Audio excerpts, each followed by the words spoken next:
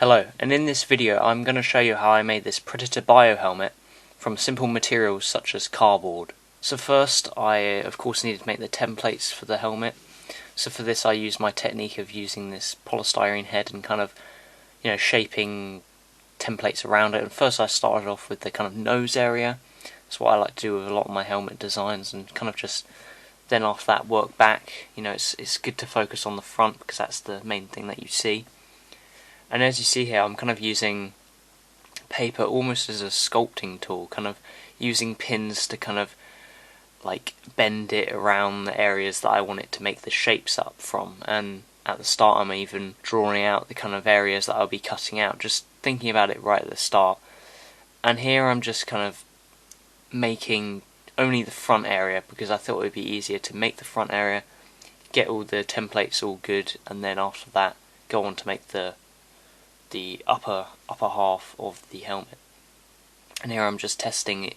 It all symmetrically fits together.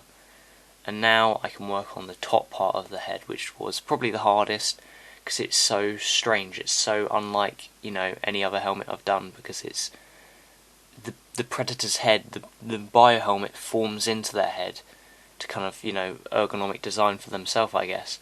And so here, because the Predator's head is like really flat and really high up, the top of the head anyway, I had to kind of make these kind of cardboard fins to simulate the kind of shape that I'm shaping the template around.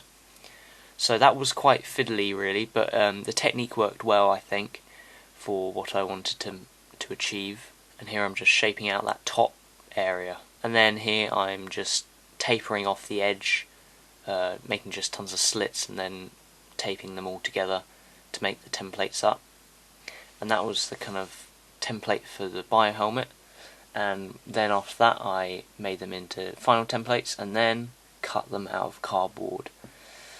And then here I'm going to start off with the snout or nose piece of the helmet, and then it was on to the upper half, which would then attach to the nose piece, and just kind of bending it all together. I really just do love the design of the Predator in general, and also the bio helmet.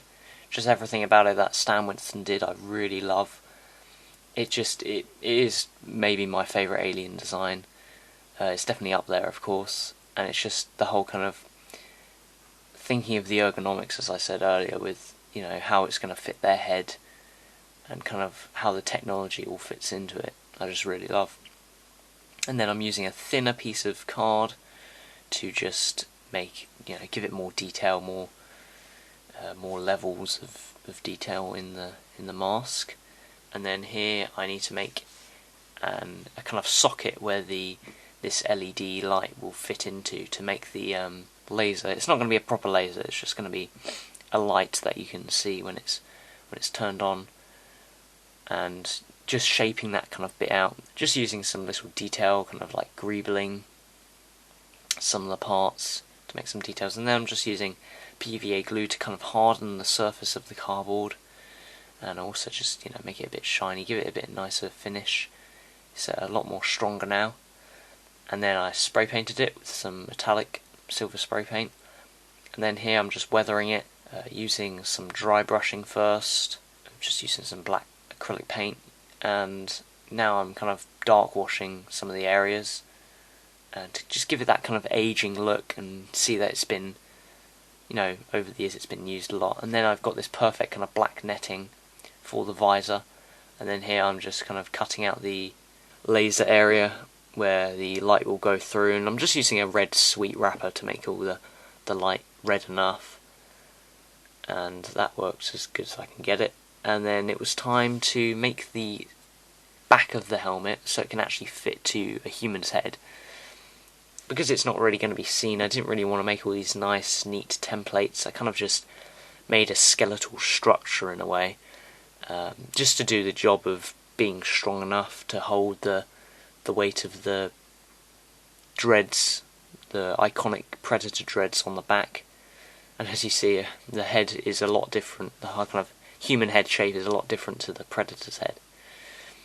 And then it was time to make the so-called dreads, where I rolled up a piece of paper, wrapped it in some duct tape to make it black and shiny, and then just tapered off the end to give it that kind of point. Then I just added some kind of gold bands to it, and then I had to make a whole lot of these, as you see here. So there's a lot of them now, and I kind of tried to vary them in how I made them, so the gold bands would be slightly different on some of them. And if I was going to do this again, I'd do a whole lot less dreads. I'd just kind of do the dreads on the top layer. I mean, it's good to have some underneath, but maybe I'd just kind of fake some underneath. And because what I found in the end, and what you can probably see in the final footage of me wearing it, is I kind of have to hunch my head over because the helmet is so heavy at the back. I need to kind of have this kind of weight at the front to kind of balance it, because it did get quite heavy at the back. You know, you think each of those is an A4 sheet of paper. I've got about 40 of these. You know, if you get a wad of 40 sheets of A4 paper, it's heavy enough to be, not lightweight really. And when I was gluing these, I tried to make sure there was enough variation in the length and how the gold bands would look. I kind of feel like next time I'd do a bit more variation, but I think there's a good enough variation in how I glue the pieces. And now I've done the main back of it, and I can tell that it's a slight bit heavy now. And now I've got these shorter versions of the dreads which just go at the front to give it almost like a haircut, just make it a bit shorter at the front, long at the back. And these ones are quite important because these are kind of the main ones you're going to see. And I kind of just tried to spread them out more, kind of fan them out, so it's more intense at the back, and then it kind of slowly becomes less. And that was the whole build.